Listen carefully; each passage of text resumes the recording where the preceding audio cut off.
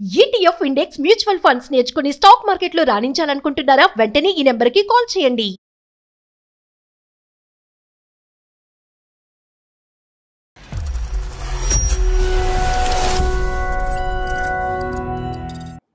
నమస్తే కళ్యాణ్. నమస్తే జయ గారు.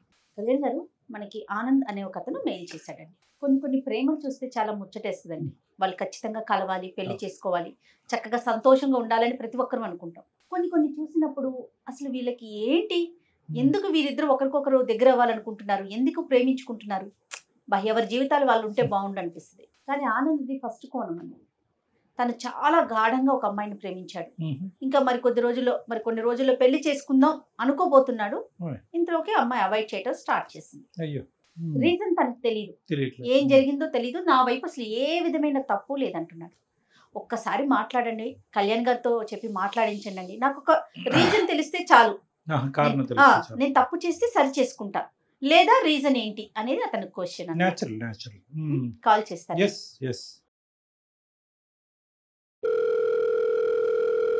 హలో, ఆనంద్ అండి. అవునండి, మీరెవరు? నమస్తే అండి, నేను జయాని, అందమైన జీవితం ప్రోగ్రామ్ నుంచి కాల్ చేస్తున్నా. మేడం చెప్పండి. బాగున్నారా ఆనంద్? బాగానే ఉన్నా మేడం. ఓకే, డాక్టర్ గారు ఉన్నారు. మీరు చెప్పిన విషయం అంతా కూడా నేను ఒక్కసారి డాక్టర్ గారికి చెప్పాను, బ్రీఫ్ గా చెప్పాను. మీరు డీటెయిల్డ్ గా మాట్లాడండి ఒక్కసారి. ఓకేనా, మీకు మాట్లాడటానికి వీలుగా ఉన్నారా? Okay madam.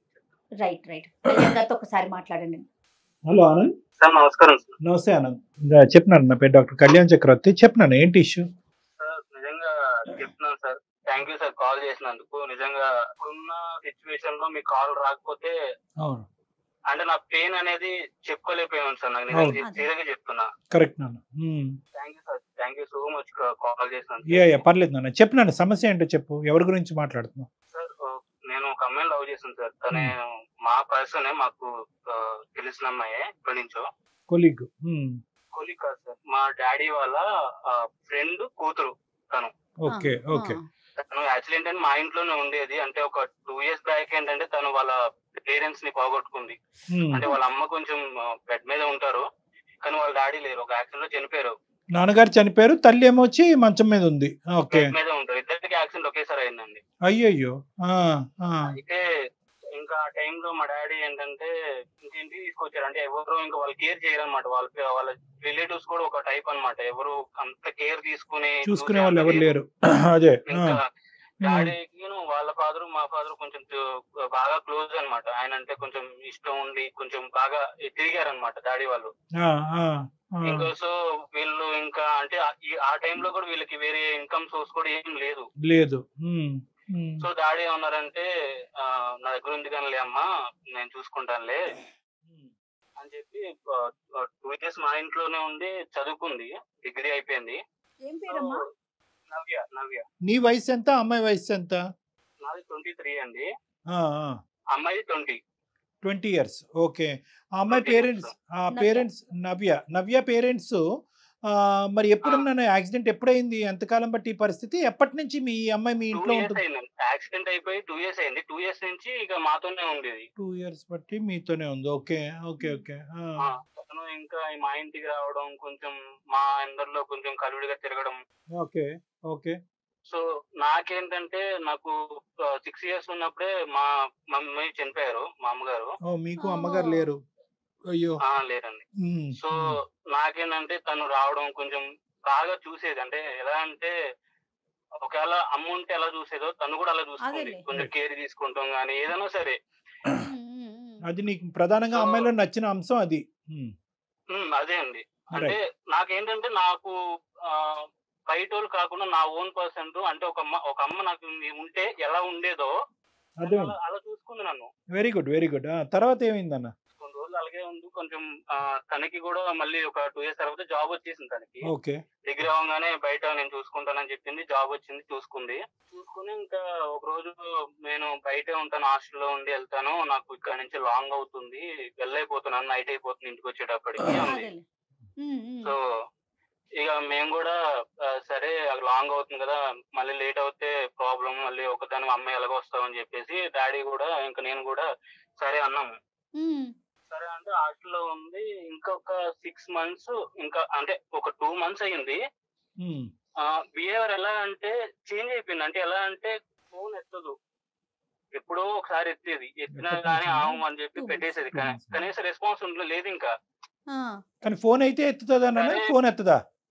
ఫోన్ ఎత్తేది ఒక 2 months దాకా ఫోన్ ఎత్తేది, ఎత్తి అసలు రెస్పాన్స్ కూడా మామూలుగా ఓకే ఉంటా బాయ్ అంటే వర్క్ ఉంది తర్వాత చేస్తానని చెప్పేది, కాదు ఇంకా అంతే.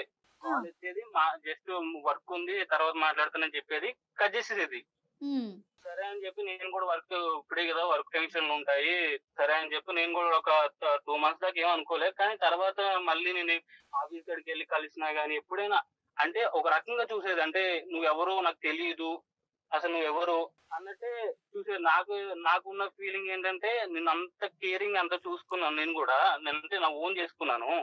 నువ్వు అలా చూడడం నాకు తీసుకోలేకపోయాను నేను ఆ టైంలో. మొత్తానికి అయితే ఈ కారణం అయితే చెప్పట్లే, ఎందుకు తను ఇలా ముభావంగా ఉంటుంది? కారణం లేదు, ఏ కారణం అసలు దేనికి నువ్వు ఎందుకు అలా చేస్తున్నావు నాకే తెలియట్లేదు. అసలు ఎందుకు చేస్తున్నావు అలాగా? నా వల్ల తప్పు జరిగిందా? నేనేమన్నా తప్పు చేశానా? కారణం ఉందంటదా లేదంటదా, లేదంటే ఆ మాట దాటేస్తుందా? తెలియదు సార్, అసలు నేను అసలు నన్ను అడిగే ఛాన్స్ కూడా లేదు కదా సార్ నాకు. అదేలే, ఒక 3-4 months నుంచి కాల్ కూడా లిఫ్ట్ చేయట్లేదు. కాదు, ఇప్పుడు మీ ఇద్దరి మధ్యన కామన్ ఫ్రెండ్స్ ఎవరైనా ఉన్నారా? లేదు సార్, తను మా ఇంట్లో ఉన్నప్పుడు తన ఫ్రెండ్స్ నాకు ఎవరిని పరిచయం చేయలేదు, నా ఫ్రెండ్స్ ఎవరు తనకు తెలియదు.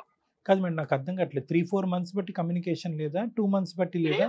ఇంకా కంప్లీట్లీ నేను వెళ్ళినా గానీ కనీసం బయటకు వచ్చి హాయ్ చెప్పడం కూడా ఆనంద్ డాక్టర్ గారు ఏమడుగుతున్నారంటే అసలు ఈ కమ్యూనికేషన్ లేకపోవటం ఎన్ని రోజుల నుంచి? 3 months నుంచి అండి. ఒక 3 months 2 months వరకు మాట్లాడేది. ఇంటి నుంచి బయటికి వెళ్ళంగానే ఒక ఆఫీస్ లో జాయిన్ అయింది. సో ఒక 2 months నార్మల్ గా ఏదో హాయ్ అంటే హాయ్, బాయ్ అంటే బాయ్, అంటే ముట్టనట్టుగా మాట్లాడింది. అది 2 months. సో కంప్లీట్ గా మీ ఇద్దరి మధ్యన కమ్యూనికేషన్ కట్ ఆఫ్ అయిపోయి 3 నెలలు అయిందా? ఒక 3 months అనుకోండి, నాకు కరెక్ట్ గా అంత తెలియదు. కానీ 3 months 4 months నుంచి కట్ ఆఫ్, ఇంకా కనీసం మాట్లాడటం కూడా అవ్వట్లేదు. ఇంకా ఫస్ట్ ఒక 2 నెలలు అసలు ఏదో అంటి ముట్టనట్టుగా మాట్లాడింది, ఇప్పుడు పూర్తిగా అవాయిడ్ చేసేసింది. అంటే కనీసం నేను కాల్ చేస్తున్నా, అవతల పర్సన్ ఎందుకు కాల్ చేస్తున్నాడు అని కనీసం లిఫ్ట్ చేసి అడిగే కూడా లేదు. అంత బాగా చూసుకున్న అమ్మాయి ఈ రోజు నన్ను ఇలా చూస్తుంది అంటే, ఇంత దారుణంగా నన్ను చేస్తుంది అని నాకు అర్థం కావట్లేదు. అంటే ఏం తప్పు చేసినా కూడా నాకు నిజంగా సీరియస్ గా అర్థం కావట్లేదు.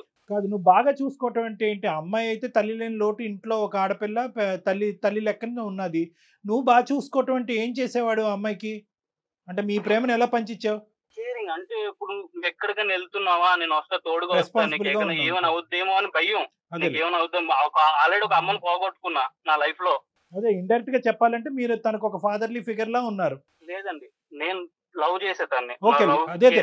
అదే లవ్ చేశారు, కానీ ఒక తండ్రి పాత్రలో, అంటే నువ్వు ఎలాగైతే తల్లి లేదు అలాగే చూసా. అంటే నీకు ఫాదర్ లేని బాధ నీకు రాకూడదు ఎప్పుడు. సరే, ఇప్పుడు నాన్నగారి గురించి చెప్పిన, నాన్నగారితో ఎలా ఉండేది ఈ అమ్మాయి? నాన్నగారికి ఈ అమ్మాయి మధ్యన సంబంధం ఎలా ఉండేది? బానే ఉండేవారు. డాడీ ఎప్పుడు ఒక మాట అనేవారు కాదు, బానే ఉండేవారు, బానే చూసుకునేవారు. ఆయన కూడా ఒక మాట అంటాం కానీ ఇప్పుడు నేను ఏం చూడలేదు. ఇప్పుడు మీరిద్దరు ప్రేమించుకుంటున్న విషయం నాన్నగారికి తెలుసా? లేదు, తెలీదండి. తెలీదా? ఇప్పటికీ కూడా తెలీదండి, నేను చెప్పలేదు. ఎప్పుడు చెప్పలేదు. ఆయన అంటే నాకు కొంచెం. ఆనంద్ ఇంట్లో నుంచి వెళ్ళిపోయినాక నాన్నగారితో ఏమన్నా మాట్లాడిందా? లేదంటండి, అసలు మాట్లాడలేదు. డాడీతో కూడా మాట్లాడలేదు. అడిగేవాడిని డాడీని కూడా, డాడీ మీకు ఏమైనా కాల్ చేశారా అంటే, లేదు నాకేం చేయలేదు, ఏమైందని అడిగేవారు. లేదు అంటే ఏం లేదు, తను ఏదో బిజీగా ఉందంట. నేను ఇంకా కవర్ చేసుకునేవాడిని. ఇప్పుడు టోటల్ గా ఈ అమ్మాయి మీ ఇంట్లోంచి వెళ్ళి 6 నెలలు అయిందనా? ఉద్యోగం వచ్చిందని 6 months అయిపోయింది. 6 months అయిపోయింది. సరే. సో నీకైతే కనుక ఏమీ అర్థం కావట్లే, ఎందుకు ఇంత ప్రేమించి మీరు ఎప్పుడు పెళ్లి చేసుకోవాలనుకున్నారు? మిమ్మల్ని కాంటాక్ట్ అవడానికి కారణం కూడా నా నుంచి వెళ్తే నేను ఎలాగ రెస్పాన్స్ లేదు, నాకు అర్థమైపోయింది. ఇప్పుడు నేను వెళ్ళినా, మా డాడీ వెళ్ళినా, ఎవరు వెళ్ళినా నాకు రెస్పాన్స్ రాదు. రైట్.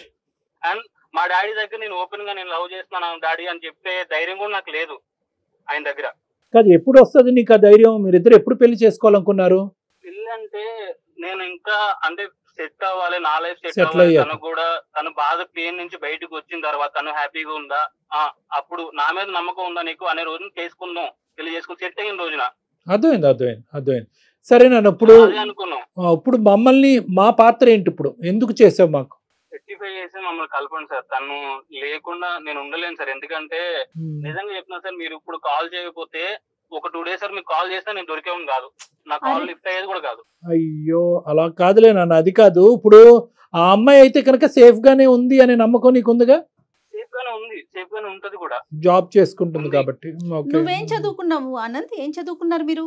నాకు బీటెక్ అయిపోయింది మేడం. బీటెక్ అయిపోయి జాబ్ లో ఉన్నాను. సర్చింగ్ లో ఉన్నారా? జాబ్ కూడా రిజైన్ చేస్తున్నా. నాకున్న మెంటల్ టెన్షన్ కి, మళ్ళీ ఆఫీసులో ప్రెజర్ కి అవ్వట్లేదు సార్. నాకు నిజంగా నేను జాబ్ కూడా లేదు, నాకు వద్దు, నాకు ఇంకా ఈ లైఫ్ వద్దు అనుకునే మూవ్ అవుతున్నా. ఇప్పుడు నాకు అవసరం లేదు ఈ లైఫ్.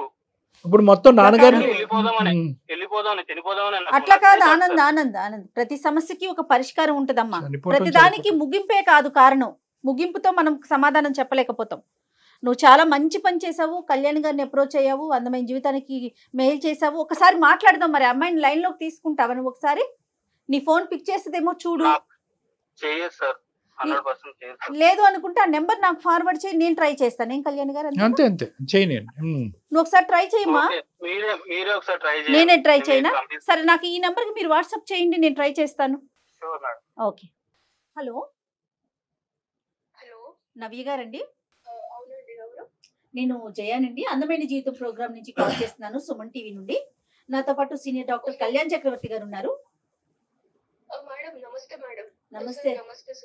నమస్తే అమ్మా. నమస్తే నవ్య, ఇప్పుడే ఆనంద్ తో మాట్లాడామమ్మా. ఆనంద్ తెలుసు కదా మీకు? తెలుసు మేడం, ఆనంద్ నా boy friend madam. Okay, right. Anand తో మాట్లాడాము. ఒక్కసారి నీతో మాట్లాడాలి, కొన్ని విషయాలు తెలుసుకోవాలి అని చెప్పి డాక్టర్ గారు నేను కలిసి నీకు కాల్ చేశాము. నువ్వు ఫ్రీగా ఉన్నావా? నువ్వు ఫ్రీగా ఉన్నావా? ఒకసారి మాట్లాడొచ్చా మీతో? రైట్. ఓకే కళ్యాణ్ గారు. అమ్మా నవ్య. సార్ చెప్పండి సార్. నమస్తే అమ్మా.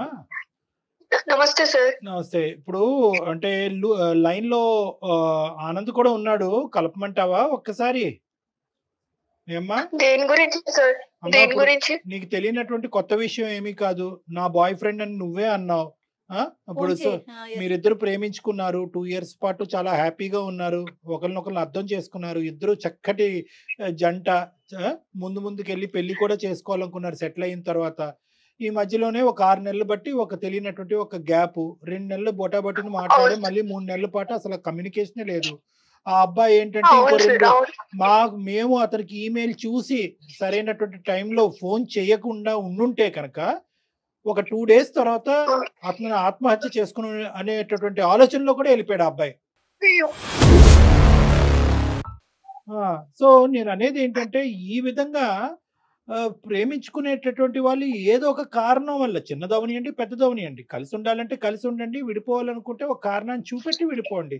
ఇలాగ గోప్యంగా ఉంచడం వల్ల ఏంటి? ఇలాగే కదా కొన్ని ప్రాణాలు పోయేది. అసలు అంత సైలెన్స్ లో ఉండిపోవడానికి కారణం ఏంటి?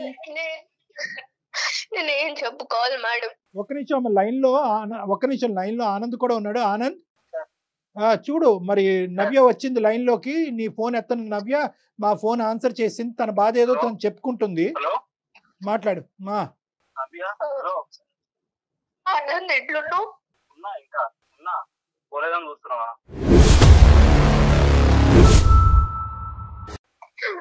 అట్లా అన్నా కానీ నాకు నీ మాట్లాడితేనే బాధేస్తుంది. అంటే వేరే వాళ్ళు ఫోన్ చేస్తే గానీ నా ఫోన్ నుంచి చేస్తే తినంత తప్పులు నేను అన్ని చేసానా? తెలీదు. చెప్పాలి కదా నాకు, నువ్వు చెప్పాలి కదా. ఇప్పుడు చెప్పలేదు. నేనేం చెప్పుకోలేను ఆనంద్, నేను చెప్పుకోలేను. సరే చెప్పుకోనండి. ఎలాగా? ఎలా చెప్పుకోలేదు? అట్లా కాదు కదమ్మా నవ్య, నీకోసమే వేచి చూస్తున్నాడు కదా అతను. రీజన్ ఏంటి? అతని వైపు తప్పు ఉందా? అసలు నువ్వెందుకు తనతో ఫోన్ మాట్లాడట్లా? మేడం, నేను నా గురించి చెప్పాలంటే మాది ఒక చాలా పూర్ ఫ్యామిలీ మేడం. నాకు చాలా బాధగా ఉంది మేడం, నేను మాట్లాడలేకపోతున్నా. బాధపడకమ్మా. మా అమ్మాయి కూడా ఎంత సఫర్ అవుతుందో అంటే కాదు నాన్న. ఇప్పుడు నవ్య ప్రతి సమస్యకి సొల్యూషన్ ఉంటదమ్మా. ప్రతి సమస్యకి సొల్యూషన్ ఉంటది. అరే అమ్మ, నీ ఒక 2 రోజులు ఆగుంటే కనుక నువ్వు ఇంతగా ప్రేమించేటటువంటి ఒక అబ్బాయి చనిపోయి ఉండేవాడు. అప్పుడు నాకు ఎన్నో సమస్యలు ఉన్నాయి, ఎన్నో బాధలు ఉన్నాయి అనేటటువంటి నువ్వు ఎప్పటికీ నిన్ను క్షమించుకునేటటువంటి దాని కాదు. ఈ రోజు ఒక బంగారు అవకాశం. ఏదైనా కూడా, ఎలాంటి నిజమైనా కూడా ఈ ప్లాట్ఫామ్ మీద మాట్లాడొచ్చును. కాబట్టి నన్ను ఒక్కసారి నువ్వు ఓదార్చుకుని జరిగినటువంటి సంగతులు ఏంటి, ఏ కారణం చేత ఈ అబ్బాయిని చెప్పకుండా ఇలా దూరం వెళ్ళావు చెప్పు. నేను చెప్పుకోగలుగుతాను సార్. మళ్ళీ ఇప్పుడు అందరూ చూసి మళ్ళీ నన్ను హేళన చేయడం నాకు ఇష్టం లేదు లేదు లేదు సార్. నవ్య, లేదు నవ్య, అసలు అది ఎప్పటికీ జరగదమ్మా. మన అందమైన జీవితం అనే ఈ ప్రోగ్రాం ద్వారా ఎప్పటికీ మీరు ఎవరు ఏంటి అనే వివరాలు పూర్తి గోప్యంగా ఉంచుతాం. కేవలం నీ గొంతు సరే. మాత్రమే వినిపిస్తోంది, దానికి పూర్తి నా- హామీ నాది. సరే మేడం. ఓకే, నేను చెప్పు నాన్న. ఆనంద్ మీరు అన్నట్టు సార్ 2 years లవ్ చేసుకున్నాము, పెళ్లి చేసుకుందాం అని కూడా అనుకున్నాము. ఓకే, కానీ నా గురించి ఆనంద్కి ఎందుకు మాట్లాడలేదని తెలియదు సార్. అవును. ఎందుకంటే ఆ, నేను ఒక మిడిల్ క్లాస్ కంటే చాలా పువర్ ఫ్యామిలీ సార్ మాది. మా నాన్న క్యాబ్ డ్రైవర్, ఓకే, మేము ముగ్గురం అక్క చెల్లెలం సార్. ఓకే. నేనే పెద్దదాన్ని. ఆ, నా ఏజ్ 20 years సార్. ఓకే అమ్మా. నా చెల్లెళ్ళు నా తల్లిదండ్రులకి అంత పువర్ ఫ్యామిలీ సార్. ఊరికే పూటకి గడిచిన అన్నంతోనే మేము బతుకుతున్నాం సార్, రోజువారీ డబ్బులతోని. ఒక రోజు ఏమైందంటే మా నాన్న ఇంకా మా మమ్మీ వాళ్ళు ఫంక్షన్ కి వెళ్ళి రిటర్న్ అవుతుంటే ఒక యాక్సిడెంట్ లో చనిపోయాడు సార్ మా నాన్న. నేను చాలా ఎమోషనల్ అవుతాను సార్ ఈ విషయంలో. అయ్యో, అయ్యో ఆయన చనిపోయిండు. మా అమ్మకి కూడా మేజర్ యాక్సిడెంట్ అయింది సార్. తన హెల్త్ కండిషన్ అస్సలు బాగాలేదు ఇప్పుడు. తన హెల్త్ కండిషన్ ఏం బాగాలేదు, మొత్తం మేమే చూసుకుంటున్నాం సార్. మా నాన్నకు ఒక బెస్ట్ ఫ్రెండ్ ఉన్నాడు సార్ చిన్నప్పటి నుంచి. చెప్పమ్మా నవ్య ప్లీజ్ ఏడవకుండా చెప్పు ప్లీజ్, నాకు వల్ల అవట్లేదు నువ్వు ఏడుస్తుంటే ఇక్కడ. బాధపడకమ్మా నవ్య, నాకు బాధపడక. ఏడుపు ఆగట్లేదా ఆనంద్? ఏడుపు ఆగట్లేదురా. నేను నీకు తెలుసు కదా నేను ఎంత ఎమోషనల్ లో. నా బాధని ఇప్పుడన్నా చెప్పుకునే అవకాశం వచ్చింది కాబట్టి నేను చెప్పుకుంటున్నాను. నీకు చెప్పమ్మా. తెలియాలి నేను ఏదో మోసం చేసి వెళ్ళిపోతున్నాను అన్నట్టుంది. ఎగ్జాక్ట్లీ అదే తెలియాలి. మోసం నువ్వు చేసావని లేదు, నేనేం ఏదో మోసం చేసినట్టు అయింది నాకు. తన మాటకి ఆ. తను చెప్పనియండి, తన బాధ తను చెప్పుకోనియండి.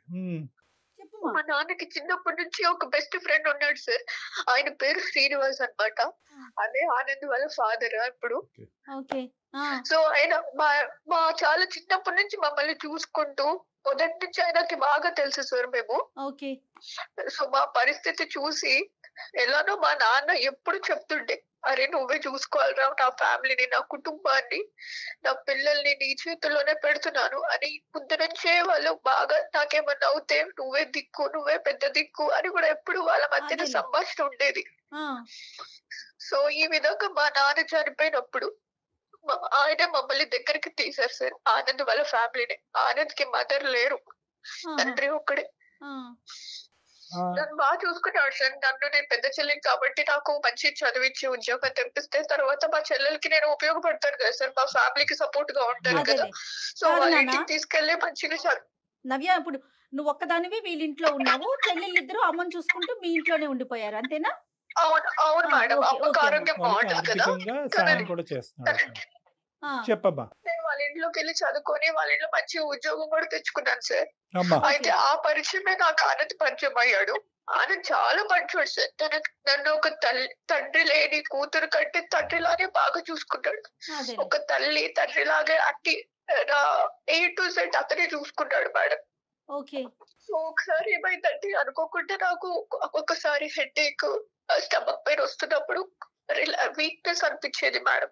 బాడీ అంతా వీక్ గా ఉన్నప్పుడు పడుకునేదాన్ని, కాలేజ్ కూడా వెళ్ళకుండా. ఆ, సో అలాంటి టైంలో వీక్ ఉన్నప్పుడు నాకు మెడిసిన్స్ అవన్నీ తెచ్చి అంకుల్ బాగా చూసుకున్నారు. అలా 2-3 సార్లు జరిగినాయి అలాగా.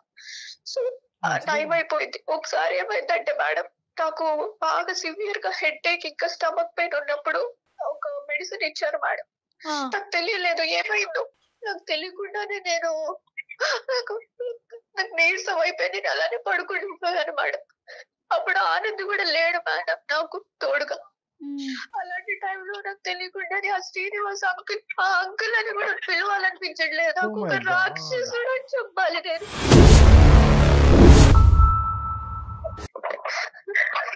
ఆనంద్ ఇట్లా అంటున్నారని ఏం ఫీల్ అవ్వద్దు నువ్వు.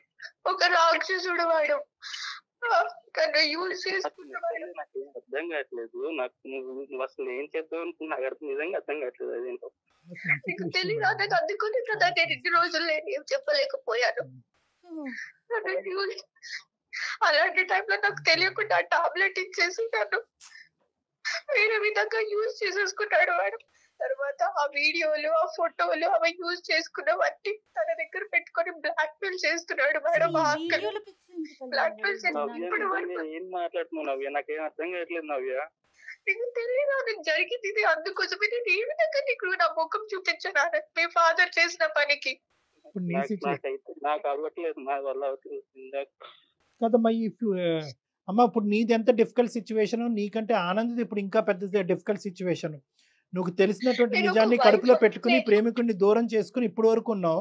ఒక కన్న తండ్రి ఈ విధంగా తను ప్రేమించినటువంటి అమ్మాయిని ఈ విధంగా, అంటే ఆఫ్ కోర్స్ మీ ఇద్దరి మధ్య ప్రేమ మీ నాన్నగారికి తెలియదని కూడా అన్నాడు అబ్బాయి. తెలిసినా తెలియకపోయినా కూడా కన్న తండ్రి గురించి, తల్లి చనిపోయిన తర్వాత అతని తల్లి కూడా చనిపోయి 6 సంవత్సరాలు అయింది. ఏ కొడుకు మాత్రం ఇలాంటి వినాలనుకుంటాడు? ఆ అబ్బాయి పరిస్థితి ఇంకా ఘోరంగా. నీదేం అవును, తక్కువ చేయట్లే అవును. కానీ ఆ అబ్బాయిది కూడా ఇది. అంటే ఈ ఫోటోలు వీడియోలు ఎందుకమ్మా తీసుకున్నాడు? అంటే దాని ద్వారా ఏమన్నా నన్ను బెదిరిస్తున్నాడు సార్. నన్ను బె- బెదిరించి మీకు ఇప్పటి వరకు నీకు సహాయం చేశాను కదా ఫైనాన్షియల్ గా, నన్ను బెదిరించాడు అమ్మా, సార్. దొంగ. బెదిరిస్తూనే ఉన్నాడు సార్.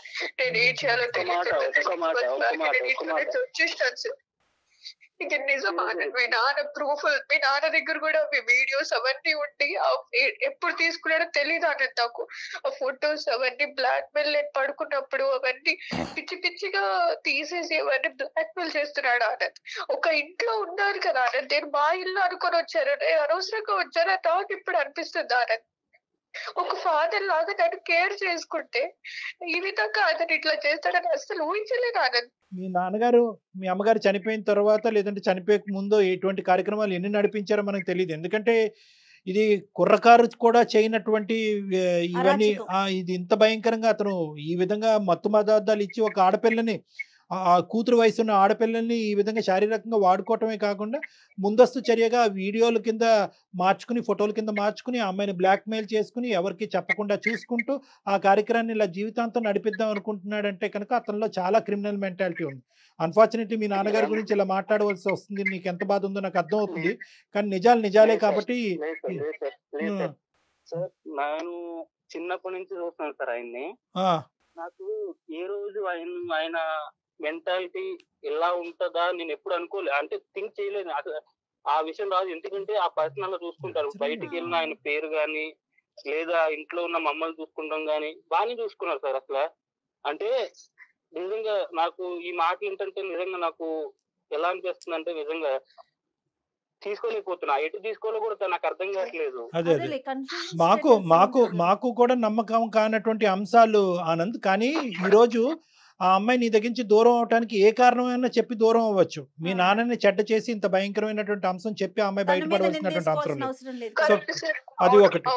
రెండోది ఏంటంటే కనుక ప్రత్యక్షంగా ఆ అమ్మాయి సాక్ష్యాలు ఉన్నాయి అని అంటుంది. ఫోటోలు వీడియోలు తీసి షేర్ చేసి ఇది ఈ విధంగా చేస్తానని బ్లాక్మెయిల్ కూడా చేస్తున్నాండి. సో ఇక్కడ ఎలా చూసినా కూడా మాకు తెలియనటువంటి నవ్య నిజమే చెప్తున్నట్టు అనిపిస్తుంది. మాకు నవ్య గురించి తెలీదు. కానీ ఈ విధంగా తను చెప్పనా సార్ నేను ఆనంద్ని నా ఒక హస్బెండ్ లాగే అనుకున్నాను సార్. మేమిద్దరం అలాగే ఉన్నాం సార్, జెన్యూన్ గా లవ్ చేసుకుని పెళ్లి కూడా చేసుకుందాం అనుకున్నాం సార్. తను కూడా తన వైఫ్ లానే చూసుకున్నాడు సార్ నన్ను కూడా. నేను ఈ విధంగా నేను ఇప్పుడు అబద్ధం చెప్పాల్సిన అవసరం ఏంటి ఆనంద్? అమ్మ ఇప్పుడు వీళ్ళ నాన్న నీతో ఇంకా టచ్ లో ఉన్నాడమ్మా శ్రీనివాస్ గారు? ఇంకా వాళ్ళ నాన్న అంటే ఈ అబ్బాయి కోపం వస్తుందేమో ఇప్పుడు. ఆనంద్ కోపం వస్తుంది నేను వాళ్ళ తండ్రి అని అంటే కనుక. ఇప్పుడు అతను ఇప్పటికీ నీతో కాంటాక్ట్ లో ఉన్నాడమ్మా? లేడు సార్. అప్పుడప్పుడు తన ఒక టైంలో తనకి ఏమవుతుందో ఏమో తెలియదు సార్. అప్పుడప్పుడు వాట్సాప్ లో ఇంకో ఫొటోస్ ఇవన్నీ నేను బ్లాక్ మెయిల్ చేస్తాను, మిమ్మల్ని ఇంకా అనాథల్ని చేస్తాను, ఇప్పటి వరకు మిమ్మల్ని చూసాను పోషించాను కదా అని ఇంకా బ్లాక్ మెయిల్ చేస్తాడు సార్. నా వల్ల అవ్వట్లేదు సార్, ఇవన్నీ వింటూ నాకు అవ్వట్లేదు సార్ నిజంగా. ఆనంద్ నువ్వు గుండె ధైర్యం చేసుకుని నా మాట విను. ఇది నిజాలే కాబట్టి కొద్దిగా విను ఇక్కడ. ఎందుకంటే కనుక రిస్క్ ఉంది ఇక్కడ. ఒకటి నీకు ఫాదర్ అనేటటువంటి సెంటిమెంట్ ఉన్నా కూడా వేరే ఆడపిల్లల జీవితాలకి రిస్క్ ఉంది కాబట్టి. I can understand. నాకు టోటల్ సింపతీస్ నీ వైపు ఉన్నాయి. కానీ మీ నాన్న యొక్క రియాలిటీ తెలియటం ఒక ఎత్తు, ఇంకా ఎంతమంది ఈ విధంగా అతని బారిన పడుతున్నారు అనేది రెండోది. మూడో అంశం ఏంటంటే అదృష్టం కొద్దీ ఇద్దరు ఆడపిల్లలను అక్కడ, ఇద్దరు చెల్లెలను అక్కడ వదిలి ఈ అమ్మాయి ఒక్కతే ఇక్కడికి వచ్చింది. ముగ్గురిని వేసుకుని వస్తే కనుక ముగ్గురు కథ వినే పరిస్థితి వచ్చి ఉండేది ఈ రోజు మనకి. సో ఈ రోజు మీ నాన్న అనేటటువంటి అంశం పక్కన తీసి పెట్టాలి. అతను ఒక క్రూరమైనటువంటి మృగంలా తయారయ్యాడు. ఈ అమ్మాయి చెప్పినటువంటి వాస్తవాలు అయితే. కానీ ఇవి నువ్వు మాకు చెప్పేదానికి ఆనందం దూరం పెట్టడానికి ఏముందమ్మా సంబంధం? నువ్వేం అక్కడ వాలంటరీగా అతని జీవితంలోకి వెళ్ళలేదు, కావాలని చెప్పి నువ్వు అతనితో ఏం తప్పు చేయలేదు. నేనేం వాలంటరీగా వెళ్ళలేదు సార్, కానీ మేమిద్దరం ప్రేమించుకొని ఒక జెన్యూన్ గా ఇంతవరకు నేను ఎప్పుడు ఎవరిని ఇట్లా లవ్ చేయలేదు సార్. ఎలా చెప్తాను ఆనందాన్ని, నేను ఎలా నీకు ముఖం చూపించుకోగలను చెప్పు? నీ ఫాదర్ ఇప్పుడు నమ్ముతున్నావు ఆనంద్? ఇప్పుడు ఇప్పుడు పెద్దల సమక్షంలో కూడా నువ్వు నమ్మట్లేదంటే అప్పుడు ఎలా నమ్ముతావు? అవును, చిన్నప్పటి నుంచి నేను చూస్తున్నాను ఆయన్ని, నేను చిన్నప్పటి నుంచి చూస్తున్నాను ఆయన్ని, నేను చూస్తున్నాను కాబట్టి నేను అంటున్నా. ఇంకా నాకు ఇప్పటికీ నమ్మబుద్ధి అవ్వట్లేదు. ఆనంద్ ఇప్పుడు ఆనంద్ తనకు అప్పుడు ఆ టైంలో చెప్పడం చాలా కష్టం, చాలా డెలికేట్ సిచ్యువేషన్. ఎందుకంటే ఎవరైతే క్రిమినల్ తన కళ్ళెదురుగుంటా నిలబడి ఇంకో పక్క నుంచి ఆ క్రిమినల్ యొక్క కొడుకునే పక్కన పెట్టుకుని ఈ సున్నితమైనటువంటి అంశాన్ని ఆ అమ్మాయి పూర్తిగా చెప్పలేకపోవచ్చు. ఒకప్పుడు చెప్పినా కూడా అతను ఒక కథ అల్లాడి కథ ఆడి ఈ అమ్మాయి తనలో లోపరుచుకునేటటువంటి ప్రయత్నం చేసిందని చెప్పి రివర్స్లో నిందేయచ్చు. అప్పుడు ఈ అమ్మాయి పని ఇంకా ఘోరంగా తేరవచ్చు. కాబట్టి ఆ అమ్మాయి ఏంటంటే స్లోగా ఆ వాతావరణం నుంచి బయటపడింది, చాలా మంచి పని చేసింది. ఫస్ట్ స్టెప్ దాన్ని మనం కొనియాడాలి. ప్రేమను కాపాడుకోవాలనో ఆనందాన్ని పక్కన కూర్చోపెట్టుకోవాలని చెప్పి అదే వాతావరణంలో ఉండకుండా ఫస్ట్ బయటకు వచ్చేసింది, చాలా మంచి పని. అందరు ఆడపిల్లలు ఏదైనా ఇలాంటి అబ్యూజివ్ రిలేషన్షిప్ కానీ ఇలాంటి పరిస్థితి ఉంటే కనుక ఫస్ట్ ఆ వాతావరణంలోనే ఉండాలి తప్ప మనకి ఇంకో లోకం లేదు. అది మీ వాళ్ళైనా పరాయి వాళ్ళైనా ఆ ఫస్ట్ 600 100 ఆ వాతావరణం నుంచి బయటపడండి. ఇది ఈ అమ్మాయి చేసినటువంటి మంచి పని. ఓకే, నెక్స్ట్ స్టెప్ ఏంటంటే కనుక నీ ప్రేమను ఎందుకు తాకట్టు పెట్టింది, నీ ప్రేమను ఎందుకు కాదు అనుకుంటుంది అన్నదానికి కూడా చెప్పింది. ఎందుకంటే కనుక ఒక సున్నితమైనటువంటి అంశం, ఆ తండ్రి తన్ని ఇలాగ చెడగొట్టేటటువంటి ప్రయత్నం కానీ చెడగొట్టేటటువంటి పరిస్థితిని తీసుకొచ్చినటువంటి వ్యక్తి ఒక కొడుకుతో నేను ఎలా ఉంటాను అంటే దీని అర్థం ఏంటంటే కనుక నీ మీద కోపం కాదు, తనకి నీ మీద కోపం ఉందని అనుకుంటున్నావా? నీ మీద కోపం కాదు. ఇప్పుడు నువ్వు చెప్పాలి నవ్య, ఎందుకు దానికి దీనికి ఎందుకు ముడిపెట్టావు, ఈ అబ్బాయిని ఎందుకు దూరం పెట్టావు? అట్లీస్ట్ ఇప్పటికైనా అబ్బాయికి ఒక క్లారిటీ. నేనైతే ఆనంద్ పెళ్లి చేసుకోలేను సార్. ఆ విధంగా నేను ఒకసారి ఎందుకు అదే ఫ్యామిలీ నా మనసు ఒప్పుకోవట్లేదు సార్. నేనైతే చేసుకోలేను. ఇప్పటికే మళ్ళీ నన్ను బెదిరించి తర్వాత ఇంకెవరైనా ఫ్యూచర్ చేస్తే నా చెల్లెల బతుకులు కూడా ఆగమైపోతాయి. అలా కదమ్మా, అలా కాదు. ఒక క్రిమినల్ కొడుకు అని ఆ క్రిమినల్ మీద ఉన్న కోపం కొడుకు మీద చూపెడుతున్నావా? లేదంటే ఒక మావ స్థానంలో ఉన్నవాడు నిన్ను చెరిచాడు కాబట్టి ఆ బాధని జీర్ణించుకోలేక కొడుకును కూడా వద్దనుకుంటున్నావా? అవును సార్, ఆ బాధ జీర్ణించుకోలేకపోతున్నాను సార్ నేను. ఎలా అవుతుందమ్మా? అది కరెక్ట్ కాదమ్మా. అఫ్ కోర్స్ జరిగినటువంటి సంఘటనలకి టోటల్ గా మా తరపున సానుభూతి ఉంది. ఇది చాలా క్రిమినల్ చర్య, చాలా దారుణమైన చర్య. ఆనంద్ సహకరిస్తే కనుక, ఒకప్పుడు ఆనంద్ సహకరించినా సహకరించకపోయినా ఎవరైతే కనుక ఈ పైశాచిక చర్యకు పాల్పడ్డాడో అతన్ని శిక్షించడం, శ్రీనివాస్ అనే వ్యక్తిని శిక్షించడం అనేటటువంటి చాలా ఇంపార్టెంట్ ఇష్యూ. అది నెంబర్ 1. నెంబర్ 2, నేను చెప్పేది ఏంటంటే అసలు దానికి దీనికి ముడిపెట్టకమ్మా, దానికి దీనికి ముడిపెట్టకు. ఇప్పుడు పుణ్యమే కారణంలా ఉంటుంది ఈ అబ్బాయి పరిస్థితి. ఎందుకు నేను ఈ మాట అంటున్నానంటే ఈరోజు ఆనంద్ యొక్క పరిస్థితి ఎలా ఉంది? సొంత తండ్రి గురించి ఏ కొడుకు ఇలా వినాలి అని అనుకుంటాడు? ఇప్పుడే అతనే చేదరించుకుంటున్నాడు. నువ్వు చెప్పేటటువంటి నిజమైతే కనుక మా నాన్న గురేస్తాను సార్. ఇప్పుడు అతను ఈ విధంగా బ్లాక్ మెయిల్ చేస్తుంటే ఒక తండ్రి స్థానంలో చూసుకొని ఇప్పుడు నేను ఏ ముఖం పెట్టుకొని వాళ్ళ ఇంటికి వెళ్ళాను సార్. ఇప్పుడు ఇప్పుడు అలాంటి వాడు ఉన్నాడు అంటే నేను ఎందుకు ఉండేస్తా? అలాంటి వాడిని ఉంటే నేను ఎందుకు ఉండేస్తాను అక్కడ? ఇప్పుడు ఈ రోజు ఆనంద్ నీ పక్కన నిలబడటం అనేది నీ సేఫ్టీ అమ్మా. ఒకటి గుర్తు పెట్టుకో, ఆనంద్ నీ పక్కన ఉండటం అనేటటువంటిది సేఫ్టీ. ఎందుకంటే విషయం తెలిసింది కాబట్టి. ఈ విషయం సొంత కొడుకు తెలుసు, నిలదీసేటటువంటి అధికారం ఆనంద్కు ఉంది, శిక్షించేటటువంటి అధికారం ఆనంద్కు ఉంది, పోలీస్ స్టేషన్ కి పంపించేటటువంటి అధికారం ఆనంద్కు ఉంది, అన్ని విధాలుగా ఒక అధికారం ఆనంద్కు ఉంది. కాబట్టి ఆనంద్ నీ పక్కన ఉండటం అనేటటువంటిది బలం.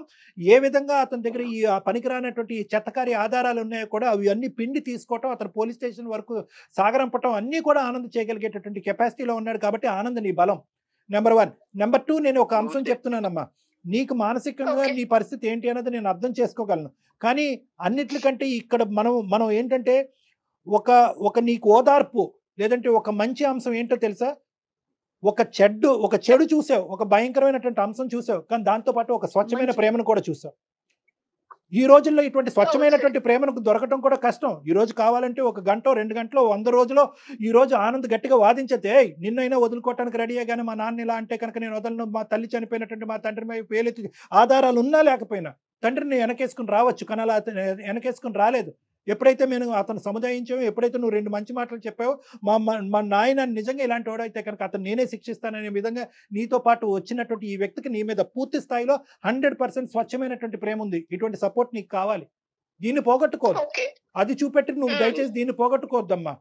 ఉమ్.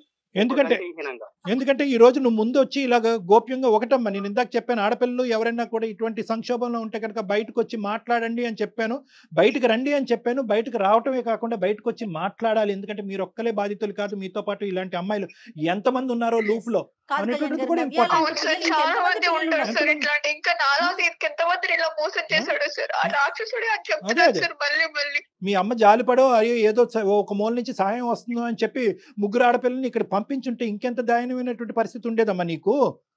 అక్కగా నువ్వు అంతే అంతే కదమ్మా. సో నేను చెప్పేది ఏంటంటే దానికి దీనికి ఆనంద్ నీ పాత్ర ఏంటమ్మా? నువ్వేం చేయదలుచుకున్నావు చెప్పు. నువ్వు హెల్ప్ చేయాలి ఎక్కువగా. అప్పుడు నీ సహాయ సహకారాలు నవ్యకు అవసరం. నీ ఓదార్పు, నీ ప్రేమ అన్ని ఓకేనా?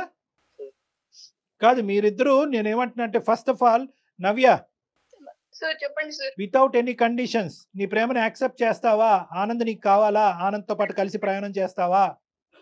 నాకు ఇవన్నీ నాకేం తెలియదు, నాకు నువ్వు కావాలి. నీ సమాధానం కావాలి నవ్య. చూసుకున్నాను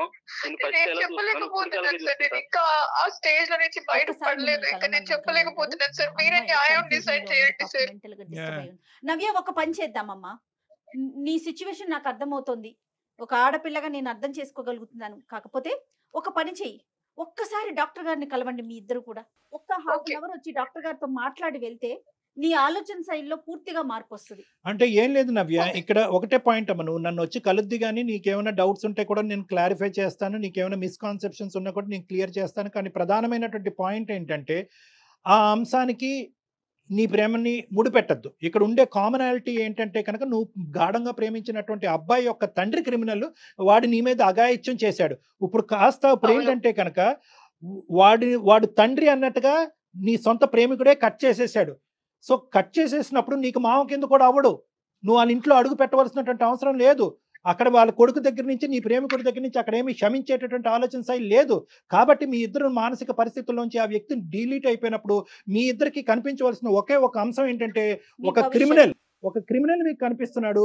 ఆ క్రిమినల్ని ఎలా మనం శిక్షించాలో అనేటటువంటి మా సైడ్ నుంచి సహాయం ఉంటుంది. కాబట్టి ఇక్కడ ప్రధానంగా మీరు చూడవలసింది ఏంటంటే మీ ప్రేమను కాపాడుకోండి. ఇంత స్వచ్ఛమైనటువంటి ప్రేమ ఈ రోజుల్లో దొరకడం కూడా రేరు. మీ ఇద్దరిని మీ ప్రేమ గురించి వింటుంటే నాకే ఎంతో ఆనందంగా ఉంది. ఈ అంశం బట్టి మీ ప్రేమను మాత్రం త్యాగం చేసుకోవద్దు నవ్య, ప్లీజ్. ఎవరికి చెప్పుకోలేని సిచ్యువేషన్ సార్, ఎందుకంటే మాకు ఎవరు లేరు. మీకు ఆల్రెడీ చెప్పాను కదా. అట్లా ఏమనుకోవద్దమ్మా, అట్లా ఏమనుకోవద్దు నవ్య. ఈ రోజు మేము మాట్లాడలేదు, నేను మాట్లాడాను, డాక్టర్ గారు మాట్లాడారు. ఆనంద్ ఉన్నాడమ్మా నీకు, మేమెవరం కాదు.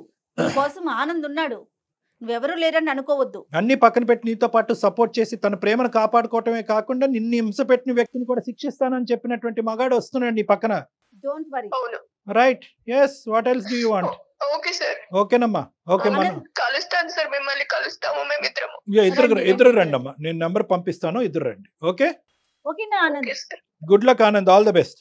ఆనంద్ తను కూడా కన్ఫ్యూజన్ లో ఉన్నట్లున్నాడు. అంటే ఎక్స్పెక్ట్ చేయని విషయం కదండి. తను ఏదో మిస్టేక్ జరిగింది, నా వైపు ఏదన్నా జరిగిందా, అమ్మాయి వైపు, తన ఆలోచనలో ఒకేసారి కన్న తండ్రి అనేసరికి ఈ అమ్మాయి కౌన్సిలింగ్ ఎంత అవసరమో, ఎందుకంటే ఆ అబ్బాయికి కూడా ఇది అంత సులభమైనటువంటి అంశం కాదు. ఈ రోజు అంటున్నాడు కానీ ఇప్పుడు తల్లి లేనటువంటి లోటు తండ్రి తీరుస్తున్నాడు, తండ్రి తన లోటే తీర్చుకుంటే వేరే కుటుంబానికి కూడా సహాయపడుతున్నాడు అనేటటువంటి దేవుడు కింద ఊహించుకునేటటువంటి ఒక వ్యక్తి ఈ రోజు రాక్షసుడు అయిపోయాడు, దెయ్యం అయిపోయాడు. సో ఆ అబ్బాయికి కూడా ఈ అంశం జీర్ణించుకోవడానికి టైం పడుతుంది. కాబట్టి ఎంత వీళ్ళిద్దరు కలిసినా ఏ విధంగా ఉన్న ఫ్యూచర్ ముందు వీళ్ళిద్దరికి అయితే కనుక విడివిడిగా కలిపి కూడా కౌన్సిలింగ్ అనేది చాలా ఇంపార్టెంట్. దానికి నేను రెడీగానే ఉన్నాను. రైట్. అయితే శ్రీనివాస్ లాంటి వాళ్ళు, ఈ నవ్య లాంటి పిల్లల్ని ఇంకా ఎంత మంది పిల్లలతో ఎలాంటి గేమ్స్ ఆడారో ఏమో, కానీ ఆడపిల్లలు బయటకు రావాలి కళ్యాణి, కొంచెం అన్న ధైర్యం చేసి. అంటే ఇక్కడ ఏంటంటే మేడం, మనం చాలా ఈజీగా చెప్తా ఉంటాము. ఆఫ్ కోర్స్ మన ఆడపిల్లలందరికీ కూడా మనకు ఒక స్థైర్యాన్ని నింపుతాం. ఏంటంటే అతను తండ్రి పాత్రలో వచ్చేసాడు ఎంట్రీ. మీ కుటుంబానికి సహాయపడతాను, మీ చెల్లెలకి సహాయపడతాను, నీ బాగోగులు చూసుకుంటాను, నువ్వు నా ఇంటికి రా అనేటటువంటి విధంగా ఇంటికి తీసుకొచ్చి తలనొప్పుకో కాలు నొప్పుకో ఒక టాబ్లెట్ ఇస్తే మింగకుండా ఏ ఆడపిల్ల ఉంటుందండి? సో అమాయకంగా నమ్మటం అదైతే ఉంటుంది. కానీ ఏదేమైనా కూడా ఆడపిల్లలకి మనం తస్మాత్ జాగ్రత్త, ముందు వెనకట్లో చూసుకుని ఏం జరిగినా ఇంట్లో కుటుంబ సభ్యులకైనా కనీసం తల్లికో తండ్రికో తోబుట్టువులకో ఎవరికో ఒకరికి స్నేహితులకో చెప్పాలి. ఇప్పుడు మనం ఫోన్ చేయకపోతే, నేను అనేది ఏంటంటే నవ్యకి మనం కాల్ గనక చేయకపోయినట్లయితే ఇద్దరు ఎవరి దారులు వారి అయిపోయాయి. చనిపోయి ఉండేవాడు ఈ అబ్బాయి. ఏది ఈ జరిగేదో అబ్బాయి తెలీదు సూసైడ్ మనకి. చేసుకుని చనిపోయి ఉండేవాడు. ఆ ఆ బాధ అమ్మాయి ఆ వార్త తెలుసుకున్నటువంటి ఈ అమ్మాయి తన ఏదైనా అగాయచకు పాల్పడినా కూడా మనం ఆశ్చర్యపడాలి. ఆశ్చర్యపడక్కర్లేదు. రైట్. ఒకసారి కలుస్తారు కళ్యాణ్ గారు, Yes, ఒకసారి sure. మాట్లాడండి తప్పకుండా, మీరు కూడా. తప్పకుండా జయ. రైట్ అండి. నమస్తే. నమస్తే జగన్.